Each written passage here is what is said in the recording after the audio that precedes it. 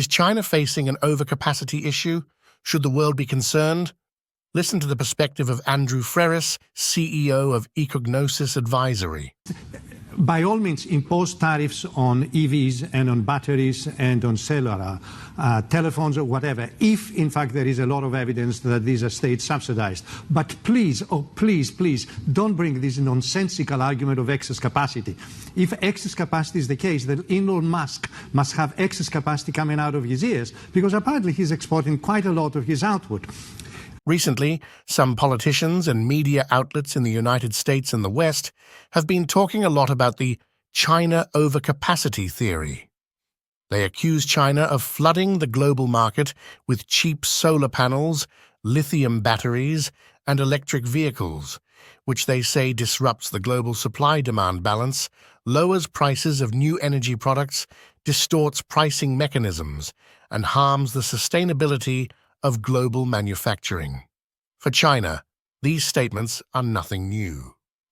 Over a decade ago, the United States also complained that China's overcapacity in the steel and aluminum industries was affecting jobs for American manufacturing workers. According to the usual approach of Western nations, the overcapacity theory is really just an excuse to implement trade protectionist measures against Chinese new energy products. In theory, overcapacity happens when an industry's production capacity greatly exceeds demand, leading to a noticeable surplus in supply and a sharp drop in prices. Clearly, this definition ties overcapacity to a supply-demand imbalance. Meanwhile, Russia's President Vladimir Putin has also called the US allegations of China's EV overcapacity nonsense. He said, "Don't they know who determines whether there is overproduction or not? If China produces a certain number of cars and the market absorbs them all, then what kind of overproduction are we talking about?" Putin argued that the US efforts to limit growth are harmful, including to the US economy, as consumers would face higher costs seeking alternatives, leading to higher inflation. So why is the West, particularly the United States, accusing China of overcapacity? The anxiety over Chinese overcapacity likely comes from recent experiences in the solar industry. Industrial policy helped Chinese solar panel producers lead globally, making solar panels one of the new 3 exports, but it also triggered a price war that caused many firms to fail and the industry to experience turmoil. China has achieved and maintained dominance in the industry, accounting for 80% of global solar module production capacity in 2023, and now plays the most crucial role in global supply chains. Globally and within the industry, solar panel prices have dropped drastically, helping many locations achieve grid parity. As a result, solar power generation surged 30-fold between 2010 and 2021 to over 1 million gigawatt-hours, creating various downstream jobs. The solar industry went through rounds of consolidation amid heavy competition, with many companies, including Chinese and global competitors, facing bankruptcy or acquisition. Now the overcapacity discussion is largely focused on another sector, the new energy or the EV sector. The rise of Chinese EVs has quickly turned China from a net importer of autos in 2019 to the world's largest auto exporter in 2023.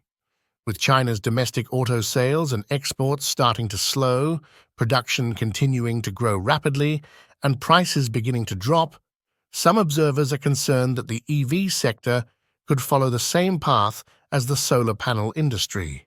So, is China really facing an overcapacity issue? According to the data, it doesn't seem to be the case. Generally, the most important indicator for measuring a country's capacity situation is its capacity utilization rate.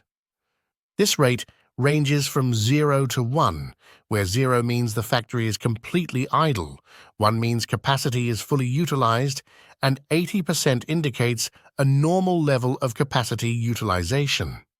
China's overall industrial capacity utilization rate fell to 73.6% in the first quarter of 2024.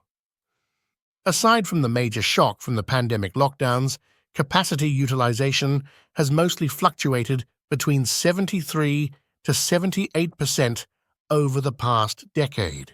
How does China's capacity utilization compare internationally? The data shows that China's national level capacity utilization is on the lower side, but still well above the lowest levels. For example, the United States had a utilization rate of 77.4% in the first quarter of 2024. Germany's was a healthy 81.3%, while South Korea's and Thailand's were lower at 71.3% and 60.5% respectively. On a country level, China does not appear to be facing a significant overcapacity problem. For the electric vehicle industry in China, there is no overcapacity issue in terms of either capacity utilization or export prices.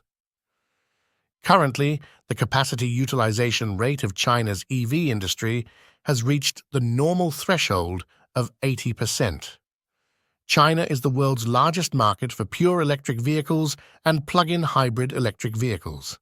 Domestic sales grew by 36% year-on-year in 2023 and are expected to increase by around 25% year-on-year in 2024.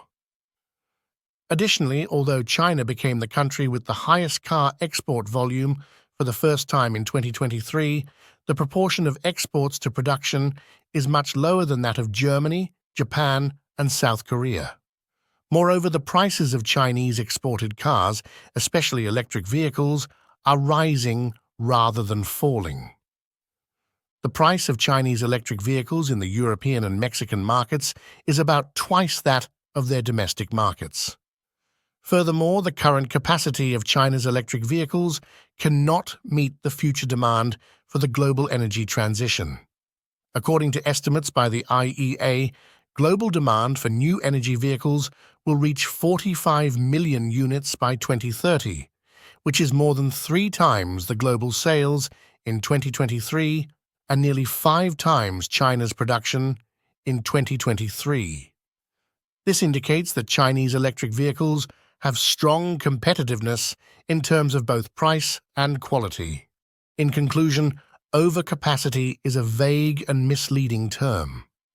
The politics surrounding it have led Janet Yellen, the U.S. Treasury Secretary, to dismiss the basic economic theory that international trade will cease if every nation only produces to meet its consumption needs. In other words, Janet Yellen is essentially saying that the U.S. cannot compete with China's solar, EV, and lithium battery industries, but the livelihoods of U.S. workers must be protected. Therefore, production capacity must be allocated and the benefits shared. So do you think China's overcapacity issue is real, or is it just fabricated Western hype? Share your thoughts and leave your comments below. If you like what you watch, please like the video and subscribe to this channel to show your support.